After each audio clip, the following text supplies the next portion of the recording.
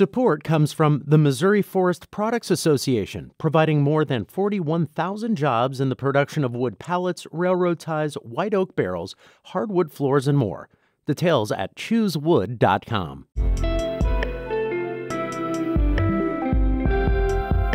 From the St. Louis Public Radio Newsroom, this is The Gateway. It's Thursday, March 21st. I'm Jonathan Ahl. In the early 1900s, racist white mobs attacked and killed black people across the country.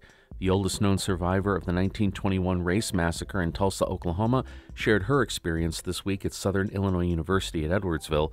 Brian Jack is a history professor at SIUE. When you look throughout American history, both going backwards from the Red Era, but also forward, you see violence against black people. It comes down to upholding white supremacy through violence. Jack says the recent racial protests to save black lives are a result of the continuum. As St. Louis Public Radio's Andrea Henderson reports, Viola Fletcher says she wants the government to pay reparations. Viola Fletcher vividly remembers the night 103 years ago that her family had to flee their homes in Tulsa to get away from violent white mobs that were trying to kill black people. They burned thriving black businesses in Greenwood and the surrounding area. Fletcher was only 7 years old. You see people falling from being shot and killed, and houses were burning, and you could hear guns being shot. Oh, it was just terrible. Fletcher is 109, and she wants reparations for her family and other descendants of the Tulsa race massacre. She says a new home and economic stability for her family are what reparations look like to her. I'm Andrea Henderson, St. Louis Public Radio. Two bills in the Missouri legislature this session aim to establish tax credits for angel investments. That's when individuals finance startups or similar companies at the very beginning of their venture. Tim Faley is Missouri S&T's Associate Vice Chancellor of Commercialization. He says he's seen many innovations and technologies from universities that aren't quite developed enough for larger investment firms. How do you get from sort of raw discovery to that point where, you might entice a venture capitalist to get interested? So you need funding. Faley says an Angel Investment Incentive Act in Missouri would spur more early-stage investment in local ventures and keep innovative companies from leaving the state in search of capital. St. Louis Public Schools officials are thinking outside the box when it comes to getting students to school. St. Louis Public Radio's Lucretia Wembley reports. Bus driver shortages are a national problem that can happen without notice when drivers call in sick or in cases of internal disputes, like last month when SLPS was left scrambling as dozens of bus drivers called off work in protest of alleged racism at the Missouri Central School Bus Company. School District Chief Operations Officer Square Watson says they're considering new ways to partner with vendors in the community. He says they're exploring carpooling, gas cards, church vans, and other vendors. If we have between 20 to 25 additional vendors that we can utilize on a day-to-day basis and then in emergency situations, that's ideal for us. District leaders say for now they only have 9 additional vendors. The contract with Missouri Central ends in June 2025. I'm Lucretia Wembley, St. Louis Public Radio. The St. Louis-based Starkloff Disability Institute plans to use a multi-million-dollar gift to expand its career readiness programs. The $2 million donation came from Yield Giving, established by Amazon co-founder Mackenzie Scott. Lori Becker is the CEO of the Institute. She says the peer-led classes are more in demand than ever. More and more people, college students, are coming to us for help and support and to meet peers that are also experiencing the same types of challenges that they are. Becker started at the institution as a student in the Career Academy and credits her time there as the launching point of her career. She says the $2 million gift will allow more people to reach their potential. People who need to represent themselves in court in Missouri and Illinois now have an additional place to get information about the process.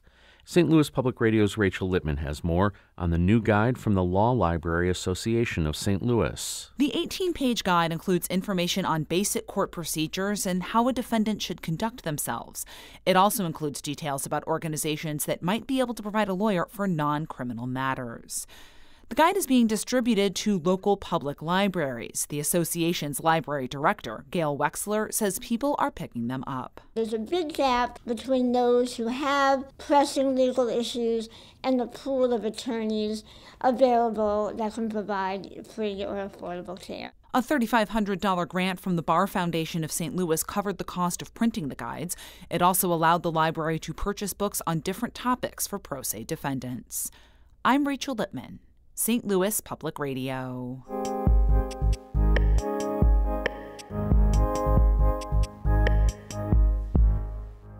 This is Wayne Pratt, Broadcast Operations Manager at St. Louis Public Radio. Your financial support at stlpr.org is essential in ensuring the Gateway is ready for you every weekday morning. Contributions help with the resources needed to maintain St. Louis Public Radio's strong journalistic standards, and you hear that in every episode. Every donation is crucial to the future of this podcast and everything else you depend on at St. Louis Public Radio. Make a gift now through our app or at stlpr.org, and thanks.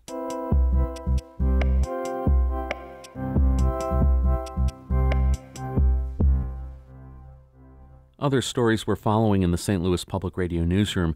The Francis Howell School Board will vote tonight to approve the new curricula for the Black History and Literature courses.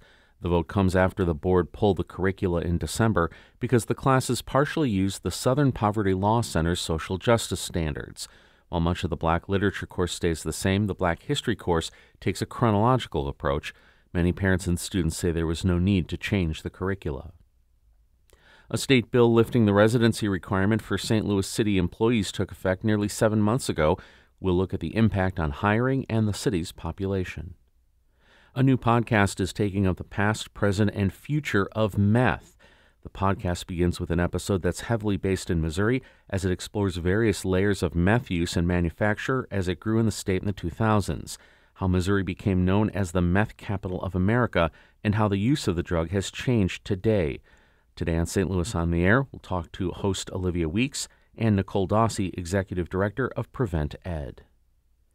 St. Louis-based multidisciplinary artist Damon Davis presents a short opera he wrote and will perform in collaboration with Alarm Will Sound, the pioneering new music ensemble. Davis's piece is part of a program of new music the ensemble will perform at Kirkwood Performing Arts Center tomorrow night before taking it to Carnegie Hall. Finally, today is the birthday of R&B vocalist Vernon Guy, born on the state in 1945 in St. Louis, and he spent most of his career here.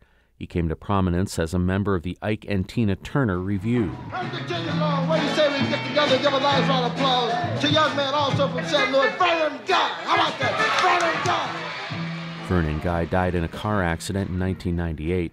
We'll go out today with some of his performance of For Your Precious Love. This is from the Ike and Tina Turner Revue live album recorded at Club Imperial in St. Louis in 1964. For your precious love, it means more to me than any love could ever be.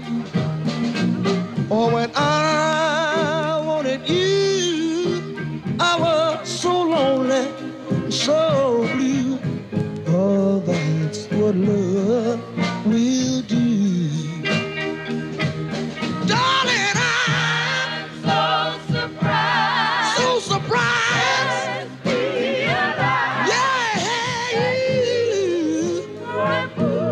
you were fooling me. The Gateway is a production of St. Louis Public Radio, a member-supported service of the University of Missouri, St. Louis. Theme music by Ryan McNeely of Adult Fur.